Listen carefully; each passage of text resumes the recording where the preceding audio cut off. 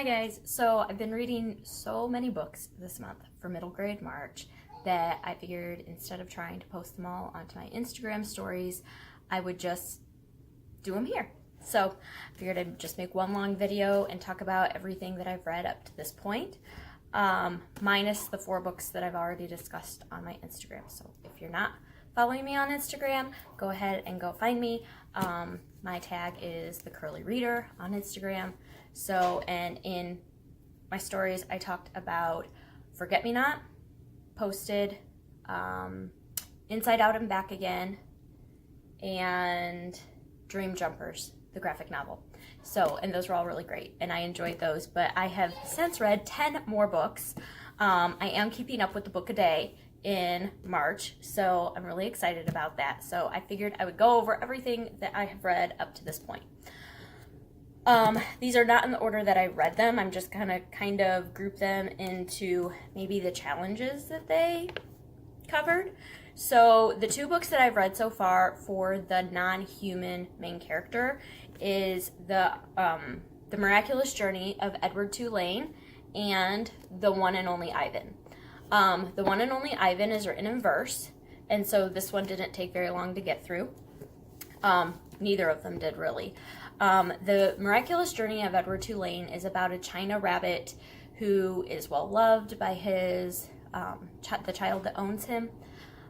He, in an accident, gets separated from his child and has to learn how to love himself and accept love from others. It is a really fun Kate DiCamillo book. And then The One and Only Ivan is about a gorilla who's kept kind of in a circus-themed mall. And it's just about him and how he wants to be with other gorillas, and he's trying to protect a baby elephant that is also there with him, and get her somewhere where she can be with other elephants, and kind of their journey. And it, like I said, is written in verse. It is based off of a true scenario, but it is fiction. So this was a good one. And this covered the inverse challenge as well as the non-human main character challenge, as well as the based on true events challenge. So that was a good one. As far as my diverse books goes, I have read a lot of diverse books. The ones that I have read up to this point, I've read Pashmina, which might be considered YA, but I read it anyway. It is a graphic novel. It is about an Indian girl who has questions about her heritage and finds this old pashmina in her mom's closet, and kind of goes through her discovery of who she is and her culture and where she came from. That was a really fast but really fun read. And then I also read Amal Unbound. This is about a Pakistani girl who is going to school. She wants to become a doctor someday, and she, during one of her trips to one of the markets,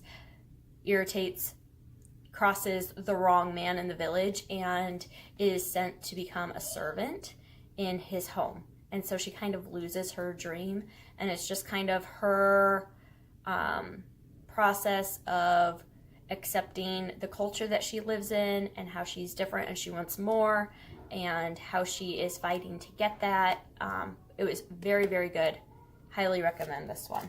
I have not told you what I've rated any of these. And to be completely honest, I don't remember. So most of the books that I've been reading have been getting 3 or 4 stars. Only a couple are getting 5 stars. I don't think I've given any 2-star or 1 stars up to this point.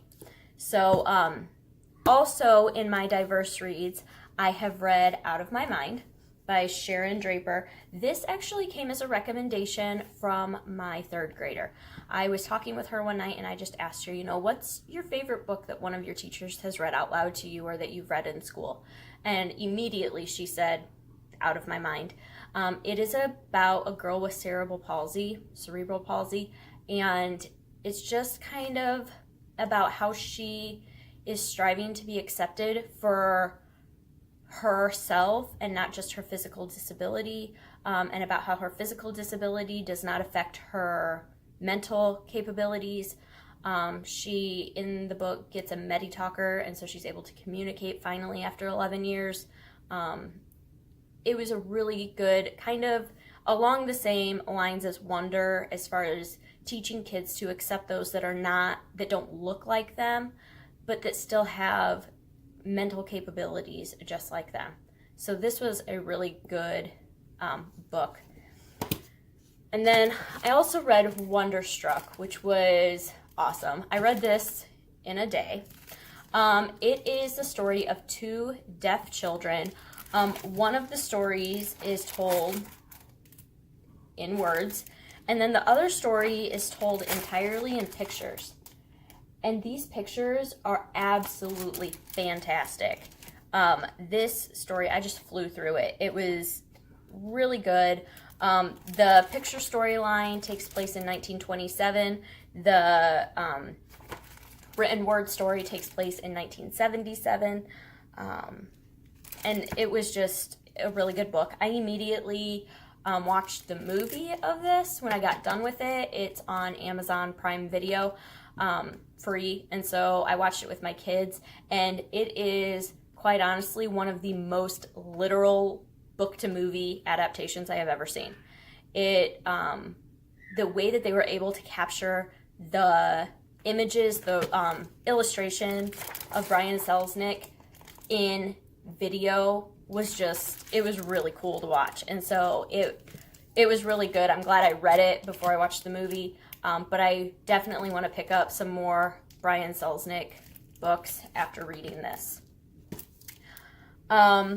Based off of true events books, I have Bluffton, which I didn't realize was based off of true events when I first picked it up.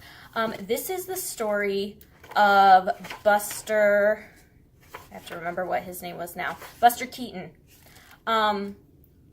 He was a silent film star, and this is kind of the story of his summers that he spent in Bluffton, Michigan.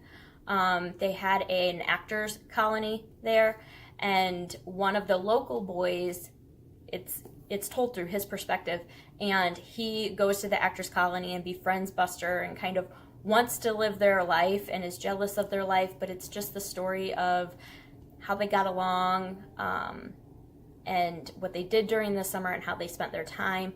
It's nothing in depth. The illustrations are very basic. It's just fun. It wasn't breathtaking, it wasn't awful, but it was a good, fun story, and I didn't know that it was based off of true events when I first picked it up, so it was a fun read. The next one based off of true events that I read is Refugee by Alan Gratz. This tells the story of 3 refugees during different time periods. One follows a Jewish boy trying to escape Germany during World War II. One tells the story in 1994 of a Cuban child trying to escape to Miami, and then the other, it discusses a Syrian refugee trying to get out of Syria. And it just follows their stories of how they're escaping and how it's affecting their family and who's helping them and who's not helping them. And it was very eye-opening. It's one that makes you think about how you treat others and how you view things that are so distant from you personally. I know living in the United States, we often kind of remove ourselves from what's going on with the rest of the world, and this is one of those books that just kind of brings it closer to home. So this was a really intriguing read. I enjoyed it. And then my top 2 books that I've read, other than Forget Me Not, that was also a 5-star read for me. But my other 2 that I absolutely loved was obviously Nevermore. This was absolutely fun, fantastic, loved it. It took me a little while to read through it, but it was loved it. I want to get Wondersmith also and read that really soon. And then another one that just kind of found its way to me. One of the girls that I follow on Instagram had said that they had a book hangover from this, and I was like, ooh, what's that? I must read it. And it's called Until Tomorrow, Mr. Marsworth. And this is by Sheila O'Connor.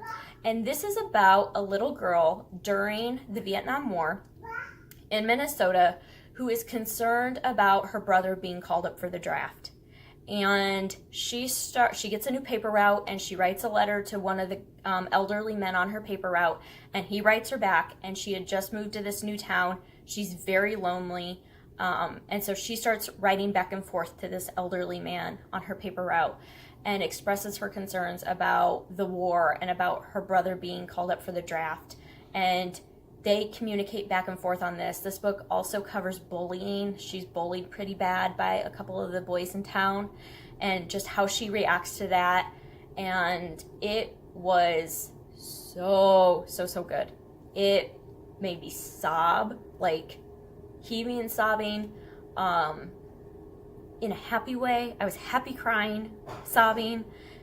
It was so good. I want everybody to read this. This is written as an epistolary, so it is all letters. It's the letters of Maureen,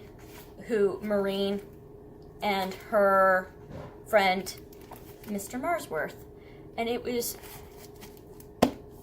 I want to buy this and reread it. It is so good.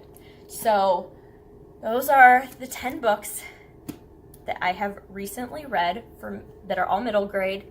If you have read any of these, I would love to talk with you about them and chat with you. And I'd love to know if you have any middle grade recommendations, because I'm finding that I really love reading this classification of books. They're quick to get through, and they're so good, and I'm just loving them. So I will talk to you next time. Bye.